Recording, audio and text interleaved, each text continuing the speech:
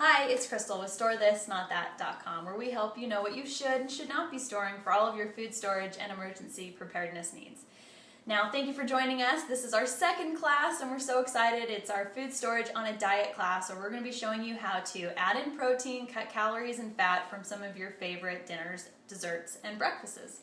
You can expect to learn how to make these delicious brownie chocolate chip cookie bites. I've also got a new way to do sloppy joes for a fraction of the price. We've got a twist on a Mexican favorite, a bean and rice chicken fajita bowl, except we won't be using any chicken, it'll just be beans and rice. Along with how to make your own yogurt parfaits with Greek yogurt for a fraction of the price of what it's going to cost you in the store. And even how to turn in a food storage staple into a delicious, protein-packed, filling breakfast cereal. Okay, now if you're looking for some great starter breakfasts using your food storage that are also going to be high in protein and low in fat, a really easy one is, dare I say it, just cooked wheat. I cook mine in the pressure cooker. It takes about 30 to 45 minutes. And the real trick here is before you put in your milk, you have to put on a little bit of honey. And if you do it this way, where you put the honey on and before you put in the milk, then the honey sort of coats the wheat kernels, and you can mix it around. If I had a spoon. And then when you pour on your milk, you don't get little globules of honey in your milk, you get really delicious tasting whole wheat cereal. And this is really cheap. So if you're looking to cut costs, fill your kids up a little more, just call it a honey delicious wheat cereal, or something that, you know, Jedi cereal, or something that's going to make it so that they're going to want to go ahead and give it a try. Then once you get your honey mixed in, that's when you're going to add in a little bit of milk. Now, I do use fresh milk because I know when it's cheaper to buy fresh milk and when it's cheaper to use my powdered milk. And there you go. There's a delicious wheat cereal. Okay, so the next breakfast I want to show you is a Greek yogurt parfait. Now, Greek yogurt is all the rage, but the problem is one of these little things of Greek yogurt can cost almost $1 at the store. So I'm going to show you how you can make some Greek yogurt at home using your powdered milk for a whole lot cheaper. Now, all you need is a blender, water, powdered milk, a yogurt starter, so you will need to buy some yogurt that you like, and a crock pot. Let's go ahead and get started. So we're going to start with our blender here. We need to make some powdered milk first. The way that this yogurt works is we need 2 quarts of milk. Plus we're going to throw in some extra milk powder, because that extra milk powder will make a thicker, almost Greek yogurt-like yogurt. So I have my 2 quarts of water measured here in this large pitcher. I'm going to put some of it in my blender because it's obviously not all going to fit. And I'm going to use my powdered milk. Now, the powdered milk that I like is powdered milk from the LDS Church Cannery, which now you can buy online, so there's no excuses not to buy it there, but they definitely have the cheapest price. Their powdered milk for a gallon of milk is anywhere from $2.50 to $3 for a gallon of milk. If you were to buy this from another food storage company, it can cost you as much as $8 a gallon, which is not going to save you any money. Now, the other thing you need to know is that a milk alternative like a morning moo is not going to work in something like yogurt. That is strictly a milk drink and doesn't come with as much nutrition. So we want to stick with the LDS Church Cannery powdered milk because that's the best deal. It works really well, and it doesn't taste as bad as it did when you were little. I know, I had to grow up on that stuff, so I know how bad it can be, and it's not as bad anymore. So we're going to do 1.5 cups of this powdered milk to make up our 2 quarts of milk that we originally needed. Then we're going to put in an additional 1 1/3 cup milk so that we can make our yogurt thick like the Greek yogurt. And then we're going to go ahead and blend this together using the blender. It's not going to take very long. I'll turn on the blender, give it a quick blend here.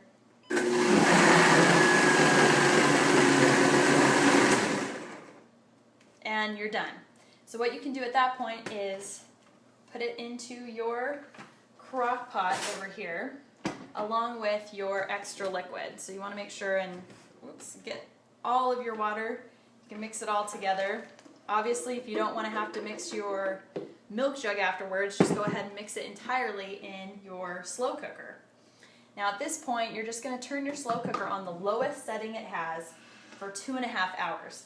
If you want to make it easy, you can use a timer and just set your timer like you would use for your Christmas lights or for, you know, your lights if you're away on vacation, and set it for 2.5 hours, because after 2.5 hours you're just going to unplug your slow cooker and let it sit for 3 hours because it's going to need to cool down. Now at that point, you're going to remove 2 cups of your milk from your slow cooker. You're going to add in a 1/2 cup of your yogurt starter. Now when you're looking for a yogurt starter, make sure that you look for one that has the live cultures. I really like this Oikos, or I also really like the Mountain High yogurt as well, because the Mountain High has like 5 different bacteria in it, and so that is really good for you. Okay, so after those 3 hours, you're going to remove 2 cups of your milk. Now you may notice that sometimes you get a little skin on your milk, and that's okay. Just go ahead and remove it before you do this part. So you're going to put it into a bowl like so. You're going to take a 1/2 cup of yogurt starter, which is about the size of one of these containers, and you're going to mix it in with your milk. Now the reason why we're doing this is because we want to temper it before we add it back in. So you're going to give it a good stir. I really like to use a whisk when you're doing this because you want to get it incorporated really quickly, and a whisk is one of the best ways to do that. Then you're going to go ahead and pour this milk yogurt mixture back into your slow cooker with your warmed milk. You're going to wrap your slow cooker in a big beach towel for 8 hours minimum. You can leave it a little longer, it's not going to hurt anything. And then, so I usually do this so that, you know, if you start this at 3 o'clock, you will have your yogurt mixture in by 8:30, and then you just go to sleep. You wake up in the morning and you've got yogurt. So this is the yogurt that I made last night, and let me show you one of my favorite ways to do a yogurt parfait with it. Okay, so in the morning you just take a scoop, and you can see it's really thick yogurt, just like Greek yogurt is. And you don't want to stir it. Don't stir it, because that extra liquid on top is just the way. If you stir it back in, it's going to make your yogurt really runny. And then I put in a little bit of honey because I used just a plain yogurt starter and I didn't add any sugar or honey to my milk to make it a little bit sweeter. So we're going to do just a little bit of honey. And I really love freeze-dried raspberries on it, because if you put them in unhydrated, they sort of hydrate right there in your yogurt and get really delicious. And a little bit of granola on top. And if I'm feeling a little bit peckish, shall we say, I might even throw on a little bit of dry, dark chocolate mini chips to add to my yogurt parfait. Okay, so with this Greek yogurt, you can get full instructions on the handout how to do it. I sort of had to do a Cliff Notes version for this class, because you could really do a whole class on yogurt, because you can use it in parfaits, you can use it as a sour cream substitute, which you'll see later on. You can strain it in cheesecloth or flour sack and actually make like a yogurt cream cheese from it, or make it even thicker Greek yogurt.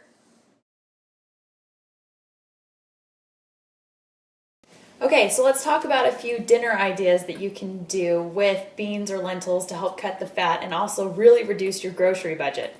The first one we're going to talk about is lentils. Now, lentils may seem a little bit scary. I, for one, have not totally jumped into the lentil meatloaf scene, but my family does really enjoy lentil sloppy joes and lentil tacos. So today I'm going to be showing you lentil sloppy joes. This is also a recipe that's in our book that's out now, Store This, Not That.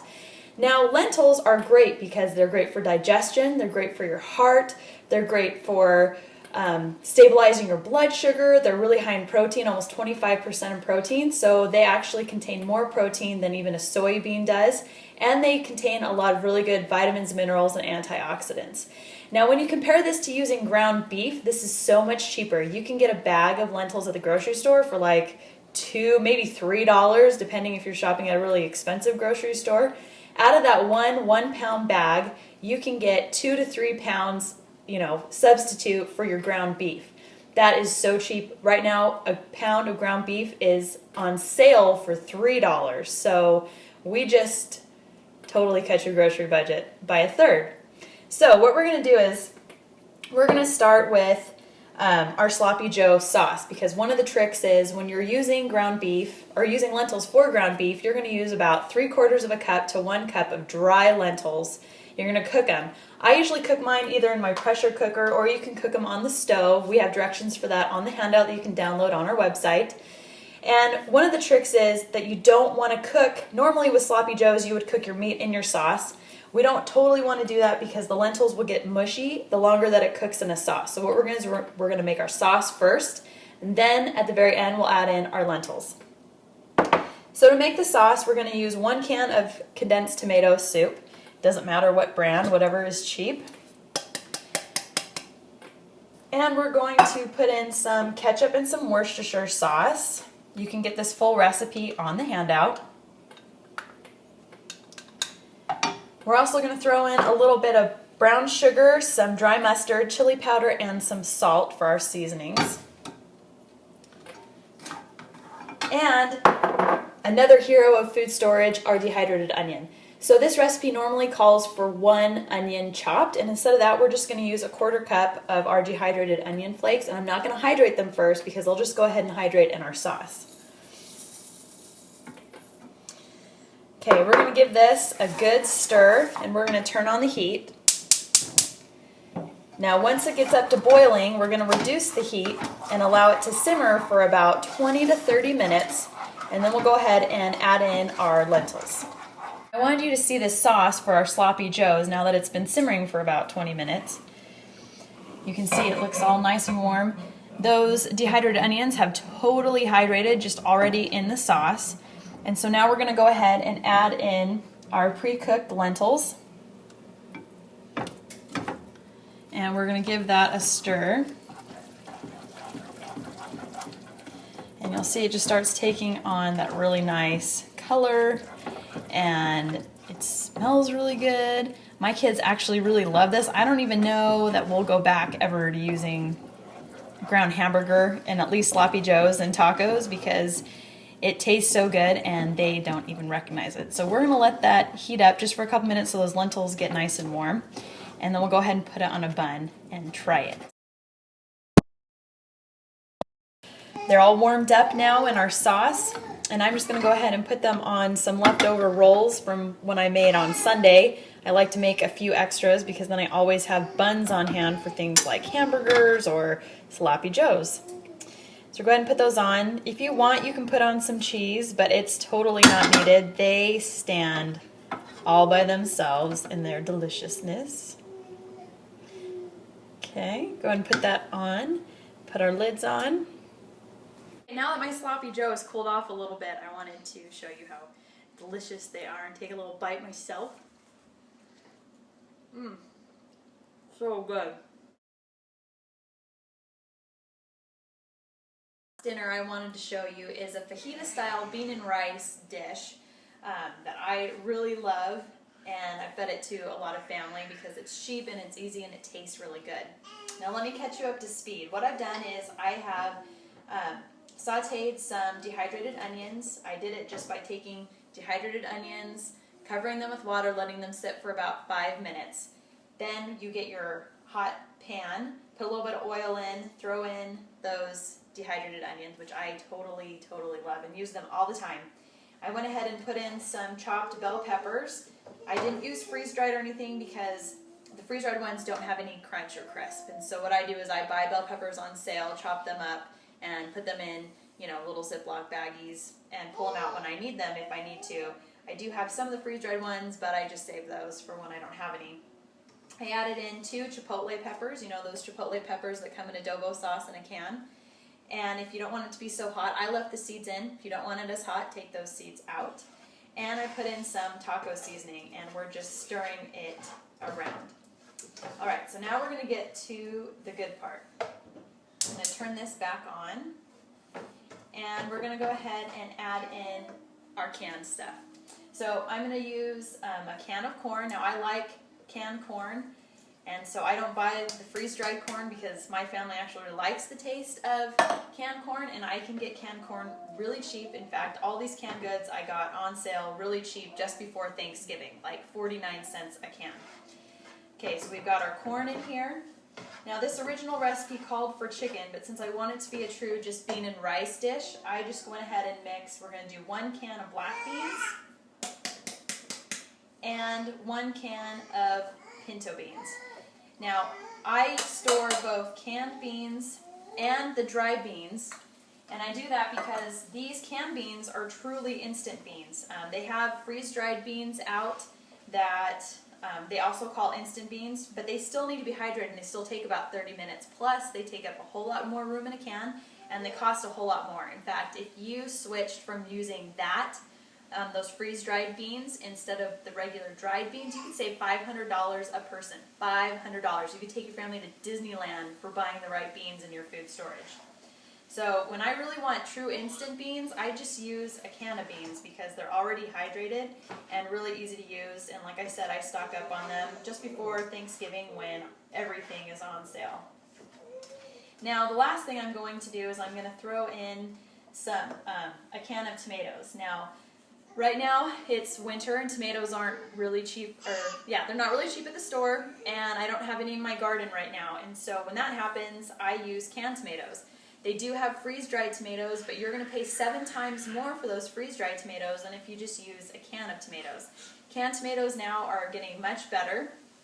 And again, if you stock up at Thanksgiving, you can get a really nice name brand one for like 39 cents. At least I did at my grocery store. And if you want to use them just as fresh tomatoes, I use these in salsa. I put them in salads before. You just drain off the juice. And if you have someone who likes tomato juice, you can drink the juice or save it to use to flavor something else, like in your rice or pasta. You can throw it in. So we're going to give this a quick stir, and we're going to let it sort of simmer for a couple minutes and, you know, sort of simmer down all that liquid that we just put in. And then we will go ahead and finish it up. So this is simmered down a little bit. I also went ahead and added in some lime juice. Now I have a lime tree at my house, but if you want to stock up on lime juice, know that they come in season or just before Christmas time. So what I do is I go and pick all the limes off my tree and I juice them all, and then I freeze them in individual ice cube trays, put those little ice cubes of lime juice in a Ziploc bag so that when I need a little bit of lime juice, I just take out an ice cube at a time and I have fresh lime juice. Now the last thing we're going to do is we're going to throw in some chopped cilantro. Now remember in our class last month we talked about how you can have fresh herbs growing in your kitchen all the time. So if you want to do that, make sure you check out our class last month, the gifts in a jar, because we talked about how you can have how you can do spices in mason jars, and they're really cute.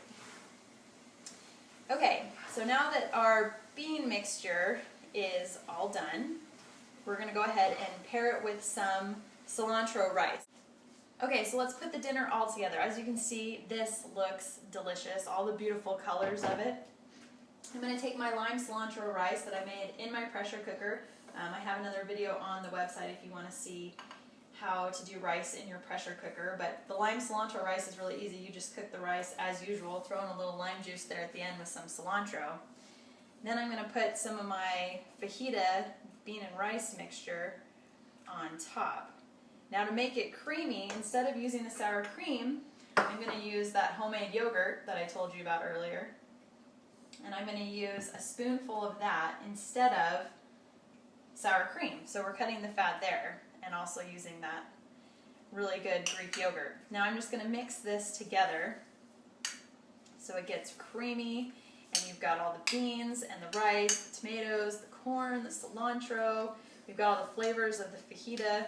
It's sort of like a whole bowl if you live in the Northwest. And obviously at this point you can add in some salt and pepper, but you may not even need it because you've already got all those other spices going on. Maybe just a little more for the top because it's so delicious. And you've got a delicious bean and rice fajita. Well, I'm all happy and well fed, but I just had to take one last bite of my whole bowl fajita bean and rice bowl. If you wanted to, you could even add some avocado to it, or that freezer guacamole we showed you how to make before. So let me go ahead and so good. It's like a fajita in a bowl. It's so good. Okay, Okay, now let's talk about my favorite part, which is cutting out the fat and adding the protein in desserts. I'm going to be showing you how to make these really delicious brownie cookie bites, and we're not going to use any added fat or butter or oil or any of that. So let me show you how it's going to work. Okay, so first we're going to start with that really delicious cookie bite center. That's actually a peanut butter chocolate chip cookie center, and you can make these as a standalone cookie as well, or you can go ahead and add them into the brownie mix like we're going to do and make the cookie bites. So what we're going to do is we're going to start out with our sugar. I'm actually going to use 3/4 cup white sugar. The original recipe calls for a 1/2 cup brown sugar and a 1/4 cup white sugar, but I actually don't ever really buy brown sugar anymore because I make my own, and I'll show you how. So we're going to put in the full amount of white sugar, and then I'm going to go ahead and add in a 1/2 tablespoon of molasses, because for every cup of white sugar, if you add in a tablespoon of molasses, it turns it into brown sugar. So to make it easy, I'm just going to give my 1/2 tablespoon measuring cup a little spritz of spray so that it comes out easier. And if you buy the molasses in these big jugs, it makes it so much cheaper than brown sugar. I get mine at Smart & Final, but you can look for them at any big box store where they sell things in bulk. So there's our 1/2 tablespoon, and there's no need to mix up and make it brown sugar before you actually put it in your cookie, because we're just going to be mixing it up anyway, so we might as well just throw it in and let the mixer do the work for us.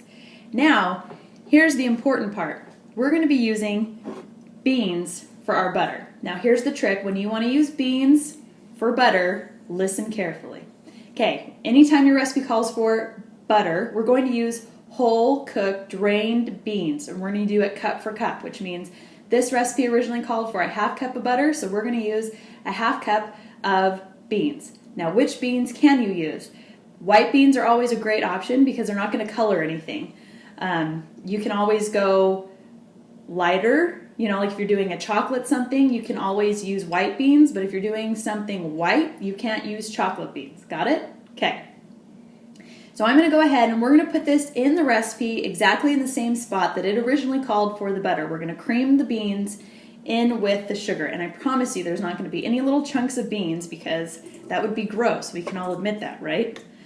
Okay, so we're going to throw that in, and we're going to use our attachment just like with cookies. We're going to use this, whisk attachment on our mixer, and we're going to go ahead and mix it all together just like the regular cookie recipe. Okay, I just wanted you to see what it's going to look like after we have beat the beans in with our sugar. It's mostly incorporated in. There may be just a few tiny little pieces left, but by the time we're done making our dough, those will all be gone. Okay, so next we're going to add in our peanut butter, 3/4 cup creamy peanut butter. Now the original recipe says that the all natural doesn't work, and I don't know because I haven't tried it, but that's what it says. So I'm just going to put in my regular old sandwich making creamy peanut butter in the mix. And we're going to add in our powdered eggs. Now I love powdered eggs because they're already pasteurized, so if you have little kids who want to help you cook, this is a great way to have them help because they can eat it, the cookie dough, and not get sick. We're going to put in 1 tablespoon because it calls for 1 egg. Now when you're making regular cookies and you're using the powdered eggs, it's a really good idea to add them in right now with we do have a little bit of fat in that peanut butter and the sugar because the egg is what helps emulsify the fats and the sugars together. We're not going to add in the water right now though because water and fat repel, and so if we add the water in right now, it's going to make a mess of our cookie dough. Okay, so we've added our peanut butter and our eggs, and it's looking really good. So now we're just going to throw in 1 teaspoon of vanilla. I just do the Sandra Lee trick, and I just pour a capful of vanilla in. We're going to give that a quick stir, and then we're going to go ahead and add in our flour mixtures. Basically all of our wet ingredients along with the sugar. We're going to switch out which attachment we're going to use. We're no longer going to use the whisk one, and we're going to go ahead and switch to our cookie paddle one once we start adding in that flour. Now, as an extra benefit, I have even added in whole wheat flour because whole wheat flour works great in a lot of recipes. If you want to know which recipes work best for whole wheat, I will give you a clue. You want to look for recipes that either call for oats, because that already has sort of a hearty flavor that the wheat works really well with. Peanut butter also works really well. Strong flavors like chocolate or spices cinnamon, nutmeg, those sort of fall spices also work really well with whole wheat, or also if you're going to do anything like banana bread or pumpkin bread, something that's got a really moist, fruit, vegetable mash that you're going to add to it. Whole wheat also works really well in that. So we're going to go ahead and use my fresh ground whole wheat. We're also adding in a pinch of salt and a half teaspoon of baking soda. So we're going to add this in, and then we will mix it quickly and not a lot because we don't want to develop a lot of that gluten, because these cookies are so soft we don't want to ruin them at all. So I'm going to go ahead and mix this up, and then we'll add in our chocolate chips.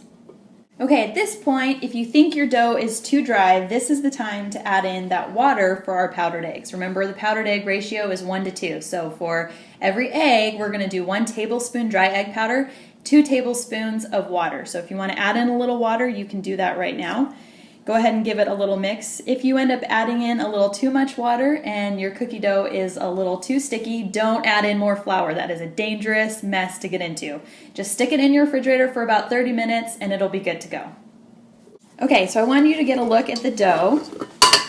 So it's looking just like cookie dough, which is really great. And then we're going to add in a cup of chocolate chips. Now with this particular recipe, I really like to use milk chocolate because I just really like milk chocolate with peanut butter. But I've also noticed if you're going to do straight chocolate chip cookies with beans, which I've done before, sometimes the semi-sweet can be a little more bitter for some reason, probably because it doesn't have that other butter flavor in there. And so I like to use milk chocolate chips. But this is a great trick. I'm just going to go ahead and mix in our chocolate chips because I don't want to develop too much of that gluten and get some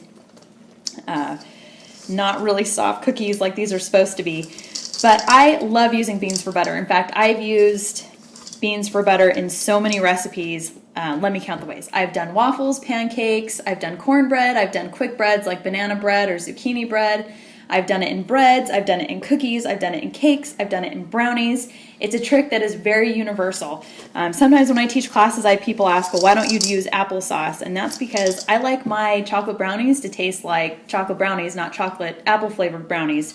And the same is true with the cookies. Now, if you're worried your kids won't like them, which what kid doesn't love a cookie? In fact, my kids ate these without any hesitation at all. But if you're worried, you can always do half butter and half beans. So you would just do the recipe the same, except if your recipe called for, let's say, a cup of butter, you would use a half cup of butter and a half cup of beans. And that way you're still, reducing the cost, because butter these days is like $2.50 to $3 on sale. But if it's not on sale, it can be anywhere from $4 to $5 a pound. Whereas if you're using beans, you can get, even if you don't want to make your beans from scratch, you can get a can of beans for 80 cents, and that's almost a pound of butter equivalent.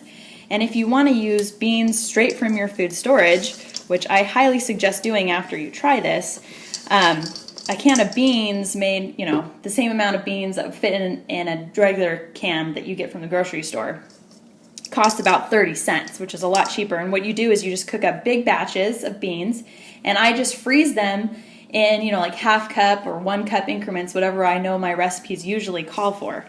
And then I just pull them out of the freezer when I need them, because obviously having to cook beans every time you want to make brownies or cookies is probably not really a very viable option. So now you can see here's my dough all done and delicious. And now we're going to go ahead and make brownies, which is one of my other favorite things to make, except that the trick we're going to use with the beans is going to be a little bit different because brownies usually call for oil. Okay, now for our second part of those cookie brownie bites. We're going to use a regular brownie mix. I like to stock up on these when they're on sale because stop the insanity. Stop buying food storage brownie mixes. You're paying like $7 a box. You would never pay that at the grocery store. And if you did, you would never use those brownies. So if you want to buy brownie mixes, buy them from the store. If you want to buy them in bulk, what you can do is just open up the box, take out the bags, put them in a, big 5-gallon bucket. Put all these in there and make sure to clip off at least one of the instructions so that you know how to make them. I got these on sale for $1, so stop it. No more food storage brownies unless you're making them from food storage ingredients. Okay, now what I like to use in this recipe is I like to use the dark chocolate kind, because then I think you get a nice depth of flavor. You get that dark chocolate brownie with the milk chocolate chips plus the peanut butter in the cookie. It's just so good. Okay, so we're going to use these, except we're not going to use oil. We're going to use beans again. we're not going to use whole beans, we're going to use a bean puree. Okay, now when I teach this class in front of people, so let's pretend like we're really together, what you want to do is you want to just start out using a can of beans. Why? Because if you're going to invest in trying something new, to have to cook beans, which could be, anywhere from in a pressure cooker about an hour to, slow cooker all day, something like that. When you want brownies right now. Let's be honest. I don't have the self-control maybe to think, do you know what would be really good tomorrow are some brownies. So feel totally okay. Just grab a can of black beans from your pantry. Throw it in your blender, the whole thing. Juice, beans, everything. If it really grosses you out, rinse it, add enough water in so that they whirl, and make sort of like a bean smoothie. Now when you have a recipe that calls for oil, think of it like it's more liquidy, and so we need to use something a little more liquidy like this puree. Remember the butter, we're using the whole beans, right? Because butter is a little more, solid and things. Okay, so we're going to use this. We're going to use it same as the beans for butter. Beans for oil is still cup for cup. So the original recipe on the back of the box says a half cup of vegetable oil. So I have a half cup of my bean puree. Now I'm going to go ahead and pour in my mix. And we're going to use powdered eggs again, just to show you how to do that as well. Now it originally calls for 2 eggs, so that's going to be 2 tablespoons worth of the egg powder. And I'm going to add in the powder first so that I can mix it with my brownie mix so everything gets incorporated a little bit easier. So I'm going to give this a quick stir and get my egg powder incorporated before we add in the water and the oil.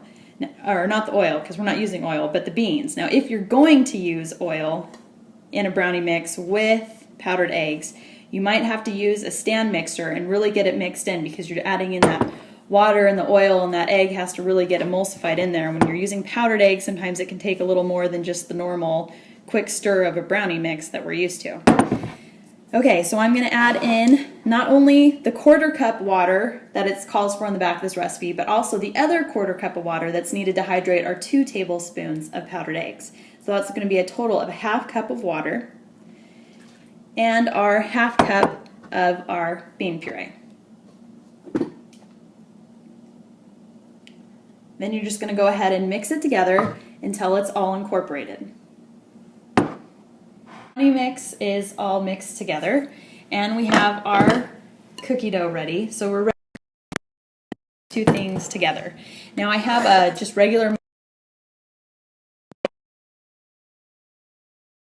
oil or anything that's really going to keep this from sticking, and I have my handy dandy cookie scoop. It's a number 40, I think it holds about a 1/4 cup. We're going to put a scoop of brownie batter in the bottom of each of these muffin tins. Now this recipe makes about 18 of these cookie brownie bites, and they are perfect to bring to any function, any family gathering, or just for your own family. Now I'm just going to show you on these 6 really fast. Okay, now no need to even rinse out your cookie scoop, just give it a good shake, and then we're going to go ahead and get a scoop of the cookie dough. And you're just going to plop it right there in the middle.